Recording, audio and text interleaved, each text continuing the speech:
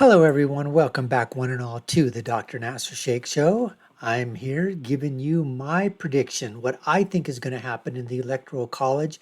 Everybody usually starts out by showing you the map and filling them in. I'm telling you right now, right from the very beginning, folks, here's what I think is going to happen. It's going to be 345 for Trump. It's going to be 193 for Harris, AWOL, AWOLs. And I'm going to tell you what my differences are. See, everybody out there, what they're basically doing is, I think they're all playing it a little bit safe. And we all know Nevada, Arizona. But here's where I'm differing. I think New Mexico is leaning Republican. I have a feeling that Minnesota is going to flip. It's leaning Republican. And I think New Hampshire is leaning Republican and is going to flip. Nebraska, too, I believe, is leaning Republican. It's going to flip. And I don't believe North Carolina is in place, so I don't believe that it is a swing state at all. I think that was just made up for the Democratic pundits and just to make it more interesting, more intriguing. It's a nice narrative to say, throw North Carolina into the mix as well. I don't believe for a second that's close. If Obama barely won it, all right, in 2008, and he lost it in 2012, lost it in 2016, lost it in 2020. How the hell is Harris going to come up with a coalition to win North Carolina, especially when North Carolina in the suburbs, in the rural areas, has moved, okay, to the right? Democrats have lost in terms of the amount of registration. The North Carolina registration of Republicans has far outpaced the Democrats. What about in Virginia? That's the other state that I believe is going to flip, leaning to the right, which is why I get that 345 here for Trump fans. This is, in my opinion, going to be electoral blood. Now, do I care if I'm wrong in Minnesota or New Mexico or New Hampshire or Virginia? Heck no. But, I'm out there basically saying, and the reason why is what's happening with the trends, folks. What's happening with the national popular vote? What is happening out there with these voters that are not letting the pollsters really know? Because everybody's saying this is really close, it's really close, it's really close. I don't think this is close at all. In 2016, they told us this was going to be an absolute blowout, a blowout, they said, for Clinton. It was close. What did they say in 2020? It's an absolute blowout. Joe Biden up by 7, up by 8, up by 10 in the national vote. It was close. Now, what do they say now in 2024 with Harris? Oh, this is going to be so close. No, folks, no. I believe this is going to be absolutely a historic, unbelievable landslide for President Trump. And I'll go into my reasons why. First of all, let's see what Nate Silver basically is saying. This is from a few days ago. And let's see what Nate has to say on the Silver Bulletin in terms of the chances of Trump winning pre and post debate. Let's go to that. It's cut 17 right now. So here you have it. Nate Silver says that Donald Trump's chance of winning the elections are growing. This was predicted before the presidential debate. 60.1% chance of winning the Electoral College. That was Silver's prediction from last week. Gave him his best chance of winning since the end of July. Harris had a 39.7% chance. The forecast indicates that since then, Trump's chances of winning have grown. This is post-debate. 64.4% chance. Harris, 35.3% chance in the Electoral College. So who's saying now? I just ask. Everybody looked, all the pundits, right? All the establishment.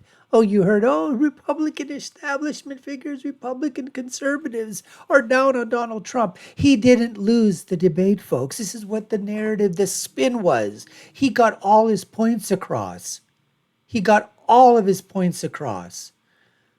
And it also talks about the Republicans that made a comeback in the swing states with an increase varying from 0.3 to for 1.2. In other words, right now, according to Nate Silver, he's expected to win all 7 swing states or the battleground states. That's what I've been saying when you take a look at the polls. But I have a feeling it's going to be, he's going to take New Mexico.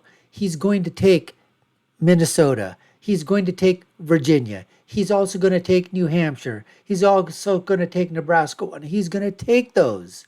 Now, let's go to another set of data, which I think is going to further corroborate or further bolster my idea of why this is going to be an electoral landslide for Donald Trump. Follow me here with On Point Politics on his Twitter account, and we'll get to that right now. So here, see, folks, Rich Barris, the People's Pundit. Now, Rich Barris, phenomenal pollster, really got it fairly close 2016. Same thing in 2020, 2022. He's basically saying that, remember what happened? Trump, they said, okay, lost the debates to Hillary Clinton. And Hillary Clinton, quote unquote, won every debate too. But we all know what happened then. So if you just continue going down here, let's see here. This is Rasmussen. Take a look at what Rasmussen is saying. One of the most accurate pollsters out there. They have to put their money where their mouth is. They're not funded by, mega donors and media conglomerates like CBS and MSDNC and the others. Here's another one. Data analyst CK says, put this into your account. Kamala Harris is not winning NC. She's not winning Florida.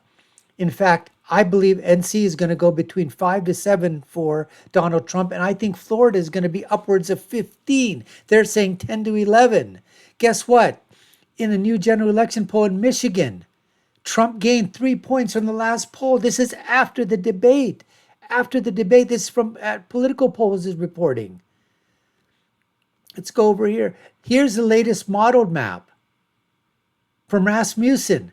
It says Donald Trump just shot up with non-college educated voters from the previous poll. Where? Where did he shoot up, folks?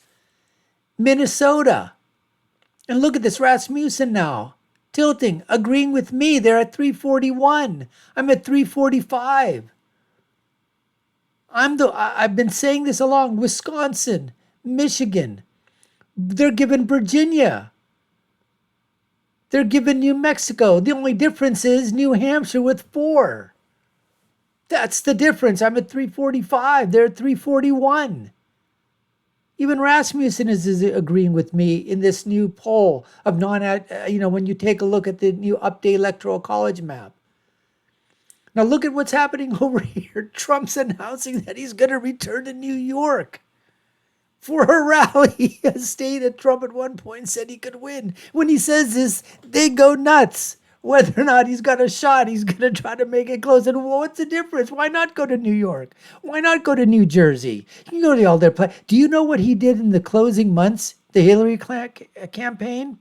Man, we went to so many of these rallies. I went to so many of these rallies when he was coming back and forth to Connecticut. He was flying and doing rallies the last 2, 3, 4 weeks. I think he was doing 3, 4 a day, crisscrossing. I mean, the man has got the energy of the Energizer Bunny. As On Point talks about, that he can say that Trump is significantly improved with non-college voters. And then here's another thing, folks. Did you know about this? Lindsay Davis, the ABC News moderator, that hack, she was talking about that she is a sorority sister for Kamala Harris. How did that not? Why? That's a recusal thing right there, folks.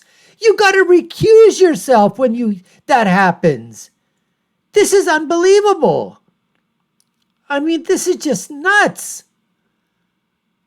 Now, guess what here, folks? The golden on-point national average as of September 12th, when you readjust all the data for a tied electorate, in other words, Dems 38, Republicans 38, Independents 24, Trump nationally is up 2.74, nearly 49%. Look at this here.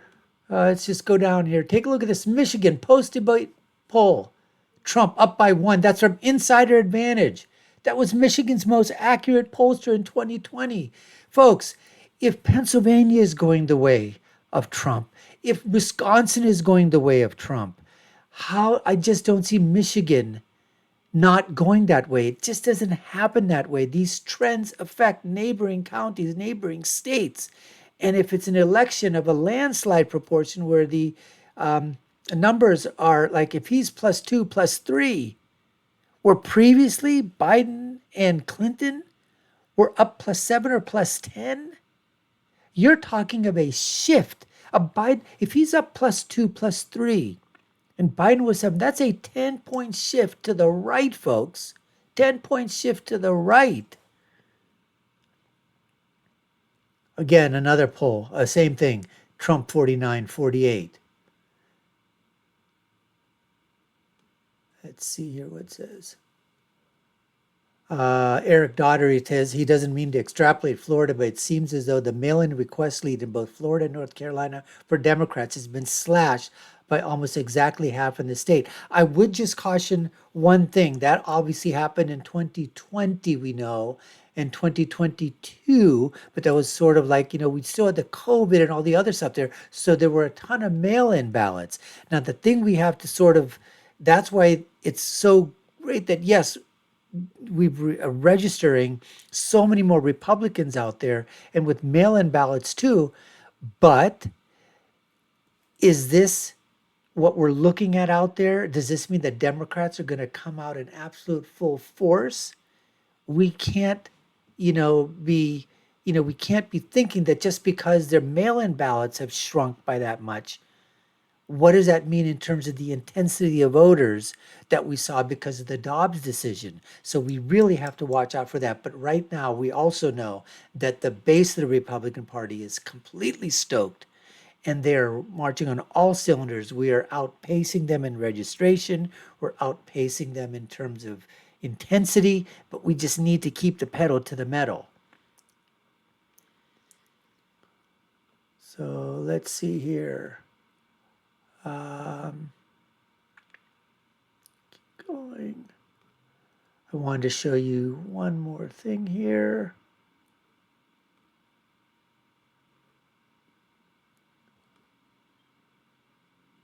You see this?